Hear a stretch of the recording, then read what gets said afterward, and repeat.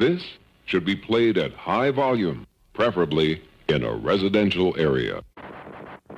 It makes me sick to think what you did to me, holding me back. You guys talk about being students of the game. I am the f***ing game, JR. What going on? What it do? Welcome back. And yes, we starting a new series. Third series, fifth video. Told y'all we can't stop, we won't stop. We got we foot on the neck back. But anyways, I don't know if I mentioned it as yet, but one of the many things I love consistently since childhood has been professional wrestling. Professional wrestling as a concept is one of the dumbest things to ever happen, but it's still one of the best forms of live entertainment. None embody that spirit more than WWE. If you ask anybody about wrestling, especially here in Guyana, 1 out of 10 times somebody gonna mention WCW, which is a topic I can get into in the future as to why Guyanese of the 90s love WCW. But the other 9 times is WWE. They don't say wrestling or wrestling. They just say WWF or WWE. Now, there's at least a consistent top 5 of names people just call for the goats of WWE. Stone Cold by far sits at number 1 for many. The Rock, Hulk Hogan, Undertaker, and John Cena as well. But while I agree with that being the Rushmore plus one, there's one man I think deserves to be in that conversation. A man who I've been consistently championing since the first time I saw WWE Raw in 2005, at the tender age of 3. Hunter Hearst Helmsley, Triple H. This is making the case for the greatest.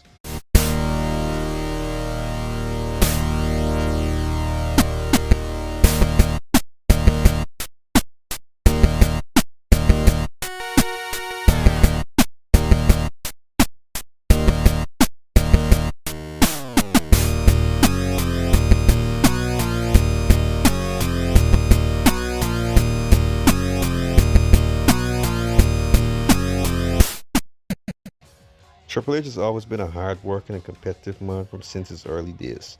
Born and raised in New Hampshire, after years of bodybuilding, he finally got his start in where else but WCW in the early 90s. Eventually he got fired and found his way to WWF in 1995. WCW and firing future WWE legends go together like Coke and 5-Euro Eldorado. In the WWF, and renamed from John Paul Levesque to Hunter Hearst Helmsley, H would quickly rise up the ranks, but thanks to his friendship with a certain group of people, would spend the rest of 1996 into 1997 being a complete jabber. Long story short, he overcame it, and blah blah blah, we at present day where Trips is well regarded. Now on to my main points, breaking down into 3 categories: portfolio, impact, and legacy. Portfolio speaks for itself. It's basically a list of what he's done and accomplished and how good he was. Impact is an analysis of how what he did at the time was able to affect the industry and product.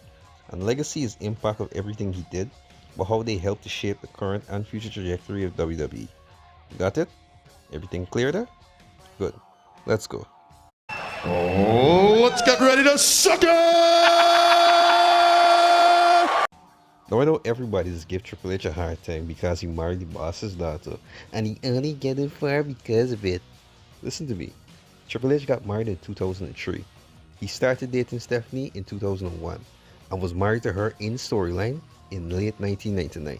By late 1999, he was already a 2-time WWF champion. By 01, 4 times. And by the time of his wedding, he'd been a world champion around 7 times. Ease. Shut up, bitch! But yeah, accolades. Trips has stated before as a multiple-time world champion. Between 1999 and 2016, shit, 17 years, he won the WWE Championship 9 times and the Big Gold Belt 5 times, 14 total world titles. He also was a 5-time IC champion and a tag team champion 3 times. His 2 partners? Oh, just Stone Cold and Shawn Michaels. But why does he call himself the King of Kings? Well, he's also the 1997 King of the Ring and won the 2002 and 2016 editions of the Royal Rumble. In the last one, he inserted himself in at 30 and won the WWE Championship off Roman Reigns like the absolute menace he is. Get that bum out of here. King moves. When it's all said and done, wrestling is a fake sport. So as a non-fan, you might look at it and say, well, they give you all them things. You never win them. That's true. But in wrestling, when you hold a belt, you gotta got something that the people to see, the management to see, or just fate itself sees in you to have you carry it, and especially carry a world title.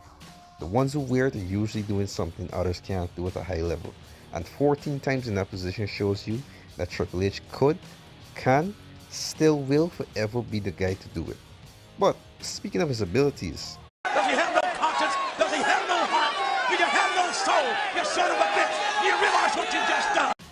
back in '96, Scott Hall and Kevin Nash left WWF for WCW. Them along with Hunter and HBK would infamously break kayfabe to the live audience. If you want to learn more, just look up the Curtin Call of the MSG incident. I ain't really got time for going to all that right now. Anyways, because two were gone, and one of them was champion of the four, the one with no leverage took all the punishment. You can guess who that person is? Yeah, none other than our boy Triple H. He lost his King of the Ring win instead to Steve Austin. I'm sure he went on to do absolutely nothing with his career, and was jobbed out for months. Maybe because of his resilience and taking the punishment while still putting on excellent matches, Trips and HBK were put together to form one of the greatest duos of all time, The Generation. The generation that you make the rules and we will break them. I don't even need to explain the rest to you. Even if you're not a wrestling fan, you know what DX is.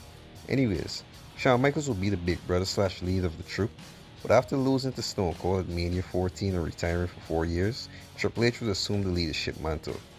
Shit, this Stone Cold man here had a good year. Probably was a fluke though, cause you ever hear anything back from me? I don't think you hear anything back from me.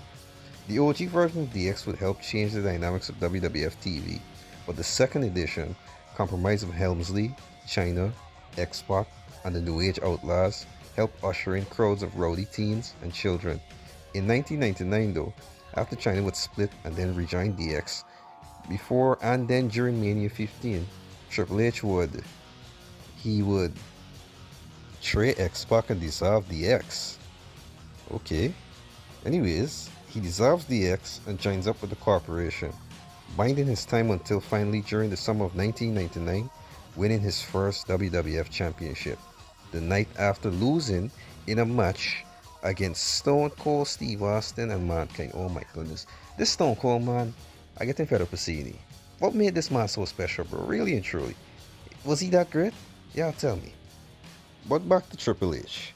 And best believe when I tell y'all, Triple H as a face is one of the funniest and engaging characters ever. I fell in love with this character as a face, but Triple H as a heel.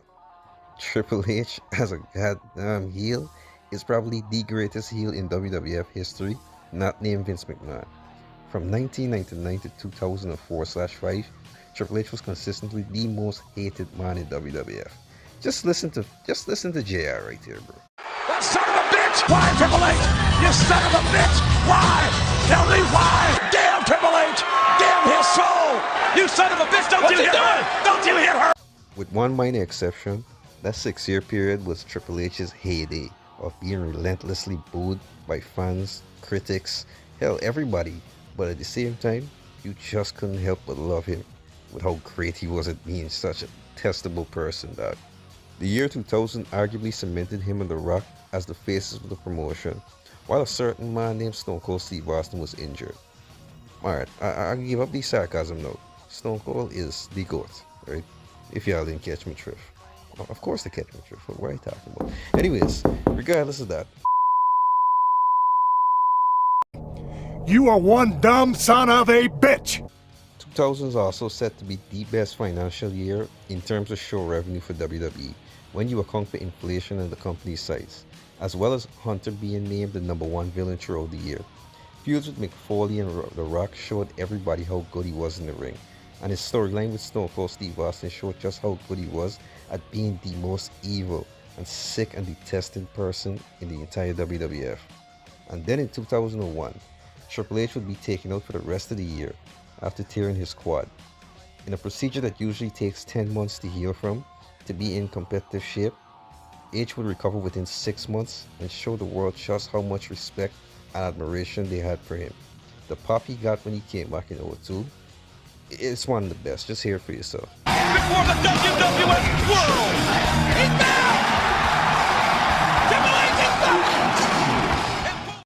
For the next several years, Triple H will continue to have feuds that simultaneously angering the fans and also propel future stars like Evolution prodigies Batista and Randy Orton, the face of the company for 2000s, John Cena, and even help Undertaker along with Shawn Michaels have one last run of great Mania matches in the early 2000s. 2010, sorry. This is Stone Cold's freaking me and got me talking beer shit.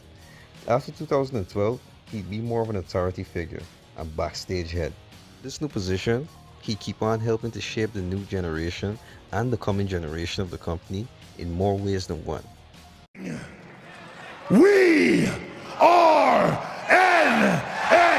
NXT!